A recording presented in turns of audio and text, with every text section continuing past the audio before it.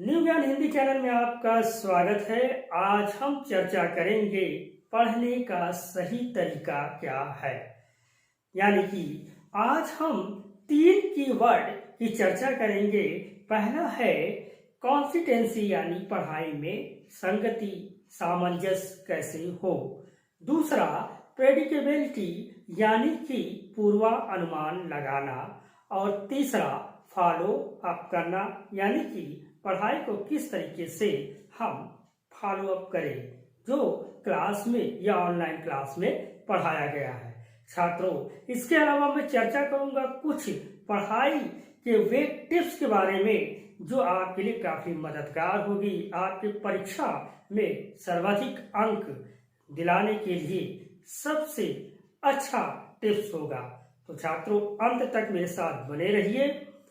तो वीडियो शुरू करने से पहले एक बात, अगर आपने चैनल को सब्सक्राइब नहीं किया है तो सब्सक्राइब कर ले और वीडियो को लाइक करें। तो शुरू करते हैं आज का वीडियो क्लास। पहला कीवर्ड है कॉन्सिस्टेंसी यानी कि संगति। यानी कि एक प्रकरण से, एक टॉपिक से जब अगला टॉपिक आप पढ़ते हैं तो उसके बीच में कैसा सामंजस्य है, क्या रिलेशन है, इस बात को जब आप समझेंगे तो टॉपिक आपको समझ में आएगा। जैसे इतिहास पढ़ते समय जब आप स्वतंत्रता आंदोलन के संघर्ष को पढ़ते हैं और उसके बाद भारत की आजादी के विषयों के बारे में पढ़ते हैं तो उस समय जब भारत गुलाम था तब की स्थिति और भारत आजाद होने के बाद की जो प्रगति की स्थिति है उस पर आप तुलना करते हैं। छात्रों, इसलिए इस कीवर्ड को हमेशा याद रखिए, चाहे हिंदी, इंग्लिश, साइंस या मैथ कोई भी विषय हो, पहले पाठ या पहला प्रकरण उसके बाद आने वाले प्रकरण से रिलेटेड होता उस चीज को समझने की कोशिश करें।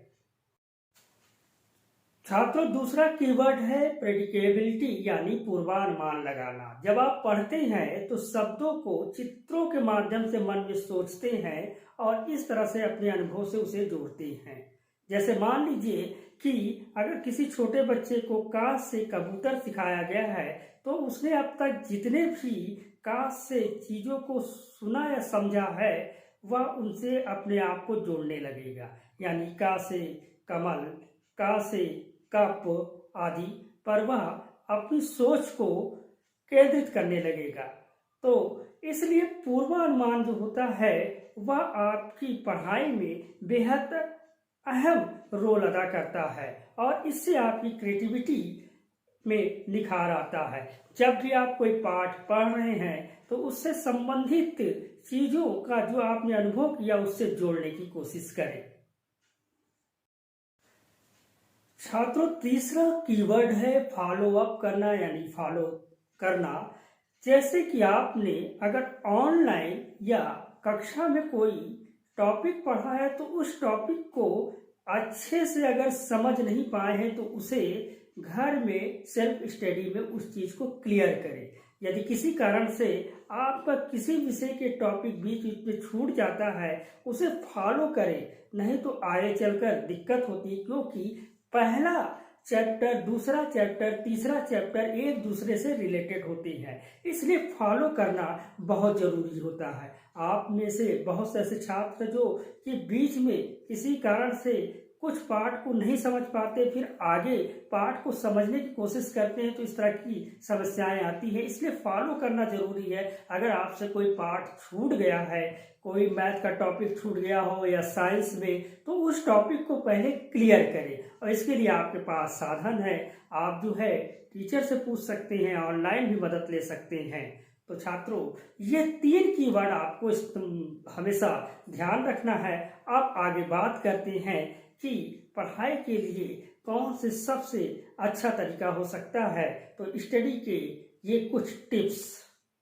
छात्रों, बोर्ड एग्जामिनेशन शुरू होने वाला है, ऐसे में सेल्फ स्टडी आपके लिए बहुत ही लाभकारी साबित होगा। लेकिन उससे पहले आपको टाइम टेबल बनाना होगा और उस टाइम टेबल में सभी विषयों को समान समय दें और आप अपने टाइम टेबल के अनुसार सेल्फ स्टडी करें। छात्रों, जो विषय या जो टॉपिक आपको कठिन लग रहा है उसे क्लियर जरूर कर लें। छात्रों, दूसरा टिप्स की परीक्षा पैटर्न को समझे। इसके लिए आपको सैंपल पेपर सॉल्व करना होगा। बोर्ड सैंपल पेपर हर साल जारी करती, उसी के आधार पर परीक्षाएं होती हैं। तो सैंपल पेपर आपको सॉल्व करना जरूरी है, क्योंकि आप अगर सैंपल पेपर को सॉल्व करते हैं तो आपके अंदर कॉन्फिडेंस आता है। छात्रों, बोर्ड एग्जामिनेशन के लिए रिवीजन करना भी बहुत जरूरी है, क्योंकि बहुत से छात्र जो है रिवीजन नहीं करते। इस कारण से कुछ ही हफ्तों में वे अपने टॉपिक को भूल जाते हैं। इसलिए समझ समझ के रिवीजन करना जरूरी है। ध्यान रखिए, रटना यहाँ पर जरूरी नहीं है, बल्कि रिवीजन से आपका जो है पढ़ाई पक्का हो जाता है। तो इस पर ध्यान देना जरूरी है। दूसरा चीज, प्रश्न के उत्तर लिखते समय ध्यान दीजिए कि आपको अच्छे नंबर तब मिलते हैं जब आप टू द पॉइंट आंसर लिखते हैं।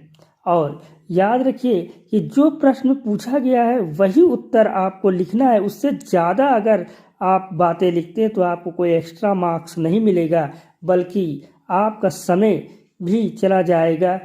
इस कारण से आप दूसरा प्रश्न नहीं कर पाएंगे। इसलिए जितना पूछा है, जितने शब्दों में पूछा गया है, उस बात को हमेशा ध्यान रखिए।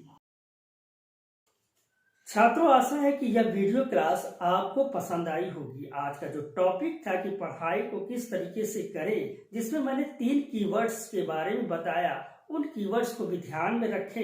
यदि किसी तरह की समस्या है तो कमेंट बॉक्स में आप लिखकर पूछ सकते हैं। अगर आपके पास कोई सवाल है या आप कुछ बताना चाहते हैं तो कमेंट बॉक्स में आप जरूर लिखें।